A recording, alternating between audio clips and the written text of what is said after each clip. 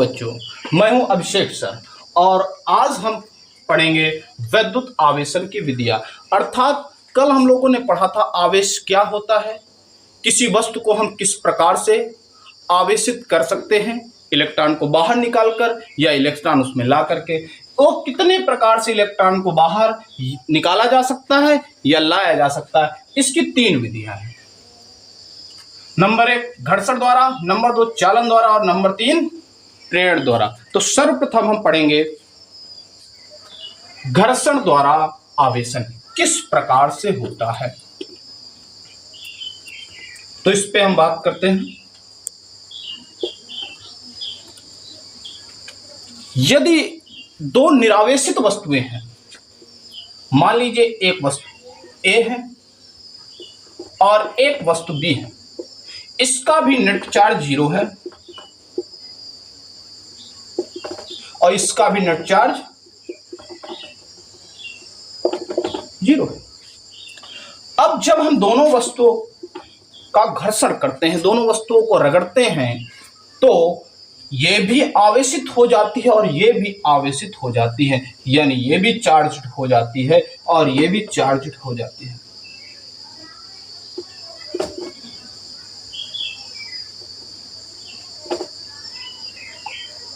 यानी इस पर भी आवेश हो जाता है और इस पर भी आवेश हो जाता है, लेकिन जितना इसमें पॉजिटिव चार्ज होता है उतना इसमें निगेटिव चार्ज, यानी इसका धनावेश और इसका ऋणावेश दोनों का आंकिक मान समान होता है। अब प्रश्न यह आता है कि एक हमने कल बात बताई थी, आवेश नियत राशि है, अर्थात ये परिवर्तित नहीं होती है। तो यदि आवेश नियत है तो यहां पर आवेश कैसे क्रिएट हुआ? तो भैया आवेश नियत होता है किसी निकाय में। आगे हम लोग चर्चा करेंगे कि आवेश नियत कहां पर होता है, किसी वस्तु पे नहीं, किसी निकाय पे होते हैं। निकाय क्या होता है उस पर हम लोग बाद में चर्चा करेंगे। तो यहां पर यदि इसका नेट चार्ज 0, इसका नेट चार्ज, यानी दोनों वस्तुओं का नेट चार्ज कितना है? 0। यहां पर दोनों वस्तुओं का नेट चार्ज कितना है? 0। यानी कि यदि हम किन्हीं 2 निरावेशित वस्तुओं को रगड़ते हैं तो एक वस्तु के इलेक्ट्रॉन दूसरे में चले जाते हैं। कल हमने बताया जैसे इलेक्ट्रॉन निकलेगा तो आवेशित होगा, इलेक्ट्रॉन प्रवेश होगा तो आवेशित, यानी जैसे ही हम 2 वस्तुओं को रगड़ेंगे वैसे एक वस्तु से इलेक्ट्रॉन दूसरे वस्तु पे चला जाता है। अर्थात जैसे मान लीजिए इससे हम रगड़े और रगड़ने के पश्चात इससे इस वस्तु से 5 इलेक्ट्रॉन इस वस्तु में चले गए, तो 5 इलेक्ट्रॉन गए तो इसमें 5 इलेक्ट्रॉनों की क्या हो गई? अधिकता हो गई। यानी इलेक्ट्रॉनों की अधिकता क्या होती है? आवेश होता है। यानी 5 इलेक्ट्रॉन के बराबर इसमें निगेटिव चार्ज हो गया और इसमें 5 इलेक्ट्रॉन की कमी हो गई, अर्थात 5 इलेक्ट्रॉन के बराबर इसमें ऋणावेश हो गया। तो यह एक आवेशन की विधि है। इस प्रकार का आवेशन केवल हम वैद्युत रोधी वस्तुओं में करते हैं, क्योंकि अगर वैद्युत चालन वस्तुओं में इस तरह के आवेशन का प्रयोग नहीं किया जा सकता है। वैद्युत रोधी वस्तुओं पर ही इसका आवेशन किया जा सकता है। और दूसरा बिंदु यह है कि जितना इसमें ऋणावेश होता है उतना ही इसमें धनावेश भी होता है। तो यह एक महत्वपूर्ण बिंदु है इसका। घर्षण के पश्चात हम लोग आवेशन के द्वितीय विधि पढ़ेंगे। आवेशन के द्वितीय विधि पढ़ेंगे चालन द्वारा। चालन द्वारा हम चालन द्वारा किसी वस्तु को आवेशित कैसे कर सकते हैं? तो चालन द्वारा किसी वस्तु को आवेशित करने के लिए कुल मिला के हम इस बात का ध्यान दें, चालन किन में होता है? विद्युत चालन किस में होता है? चालक वस्तु में। तो चालक वस्तु में यदि विद्युत चालन होता है तो हम ध्यान दें कि इस प्रकार यह विधि केवल चालकों के लिए उपयोग में लाई जा सकती है। कुचालकों को इस विधि द्वारा आवेशित नहीं किया जा सकता है। जैसे मान लीजिए कोई वस्तु A, इसका नेट चार्ज कुल आवेश 0 है। यदि इसके एक दूसरी वस्तु है B, जिसका नेट चार्ज -Q है या +Q है, कोई भी आवेश हो सकता है, एनीथिंग्स। तो जब इसका आवेश +Q और इन दोनों चालक हैं, वैद्युत रोधी नहीं होंगे, ध्यान रखना इस बात का। वैद्युत रोधी होंगे तो इसका चालन इसमें नहीं हो सकता, क्योंकि वैद्युत रोधी वस्तुएं इलेक्ट्रॉन का प्रवाह नहीं होने देते हैं। तो अगर हम इन दोनों वस्तुओं को ए और बी को संपर्क में लाते हैं तो इसका क्यू चार्ज से कुछ, मान लीजिए क्यू डैश आवेश इस पे चला गया, तो इसमें कितना बचा, क्यू माइनस क्यू डैश। यानी इसमें एक बात ध्यान रखना, अगर इसमें धनावेश है तो इसमें भी धनावेश ही जाएगा, ऋणावेश तो जाएगा नहीं।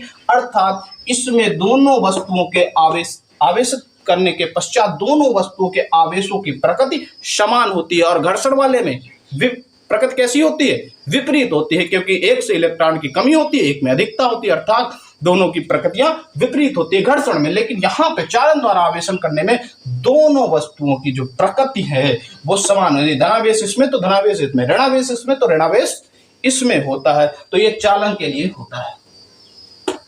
इसके पश्चात सबसे महत्वपूर्ण विधि प्रेरण द्वारा, प्रेरण द्वारा आवेशन कैसे होता है। तो भैया आपको एक प्रेरण द्वारा आवेशन के कई प्रकार से प्रश्न पूछे जा सकते हैं। क्या हम किसी वस्तु को बिना संपर्क किए, बिना छुए आवेशित कर सकते हैं? बिल्कुल कर सकते हैं। किस द्वारा? प्रेरण द्वारा। यानी कि हम लोगों ने घर्षण द्वारा, हमें वस्तुओं को टच करना पड़ा, हमें घर्षण करना पड़ा, एक से इलेक्ट्रॉन एक में गए, एक धनावेशित एक ऋणावेशित। चालन द्वारा हमको एक वस्तु को संपर्क करा, इसके इलेक्ट्रॉन प्रवाहित होकर इसमें गए, यानी कि आवेशित हुआ। अब हम बात करेंगे प्रेरण द्वारा, यानी किसी वस्तु को बिना छुए कैसे आवेशित हम कर सकते हैं। तो यहां पर अगर हम बात करते हैं तो माना कोई वस्तु ये हो, इसमें कुल आवेश कितना है? शून्य है, तभी तो आवेशित करना चाहते हैं। इस पर कुल आवेश शून्य है। इसके पास हम कोई वस्तु लेके आते हैं, पास में लेके आएंगे, मान लीजिए ऋणावेशित वस्तु लेके आए। जैसे ही इसके पास हम ऋणावेशित वस्तु लेके आएंगे वैसे ही क्या होगा, यह यहां से इलेक्ट्रॉनों को आकर्षित कर लेगा। अर्थात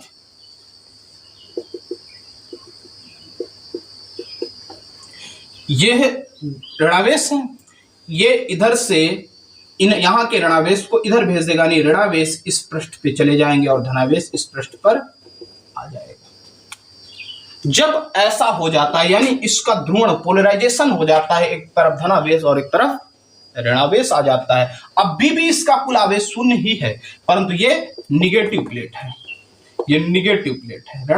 धनावेशित भी ले सकते हैं, लेकिन इस समय हमने ऋणावेशित लिया। अब इसके पश्चात अगले स्टेप में हम क्या करेंगे, अगले स्टेप में हम इस प्लेट को इधर ही रखेंगे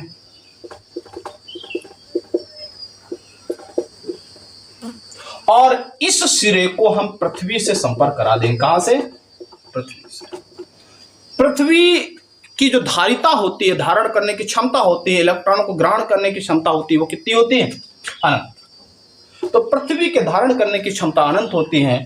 तो ये जितने सारे इलेक्ट्रॉन अधिक हो गए भाई, जो हमने आवेशित में, ये मत समझना कि ये धनावेश इधर आकर्षित होके आएगा, यानी प्रोटॉन नहीं आकर्षित होंगे। क्या हुआ, इलेक्ट्रॉन प्रतिकर्षित होकर यहां चले गए। जब इलेक्ट्रॉन यहां चले गए तो यहां इस पृष्ठ पे क्या होगा, इलेक्ट्रॉन की अधिकता, तो यहां ऋणावेश, और यहां पे क्या हो गया, इलेक्ट्रॉन की कमी अर्थात धनावेश।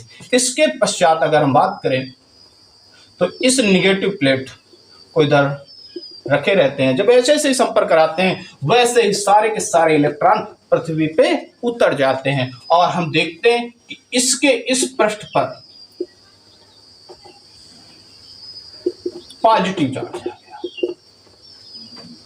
अब हम इस ऋणावेशित प्लेट को, इस निगेटिव प्लेट को बाहर कर देते हैं, तब ये वस्तु पर पूरी तरीके से फैल जाती है और इस तरह हम प्रेरण द्वारा किसी वस्तु को आवेशित कर देते हैं, अर्थात बिना छुए किसी वस्तु को आवेशित कर देते हैं। ध्यान रखना, सर्वप्रथम हमने किसी ऋणावेशित वस्तु के पास ऋणावेशित प्लेट ले गए, पास में ले गए, टच नहीं कराया।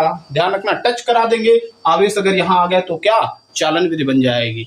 टच नहीं कराएंगे, पास में लाएंगे तो इसके इलेक्ट्रॉन प्रतिकर्षित होंगे, प्रोटॉन आकर्षित नहीं होंगे, धनावेश आकर्षित नहीं, इलेक्ट्रॉन प्रतिकर्षित होंगे, इलेक्ट्रॉन यहां जाएंगे तो यहां इलेक्ट्रॉन की कमी हो जाती है।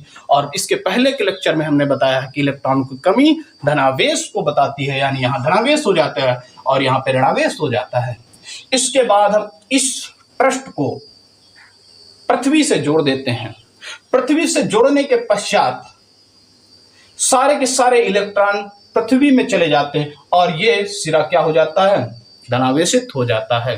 उसके पश्चात हम इस प्लेट को हटा देते हैं और इस प्रकार से प्रेरण द्वारा किसी वस्तु को हम आवेशित कर देते हैं।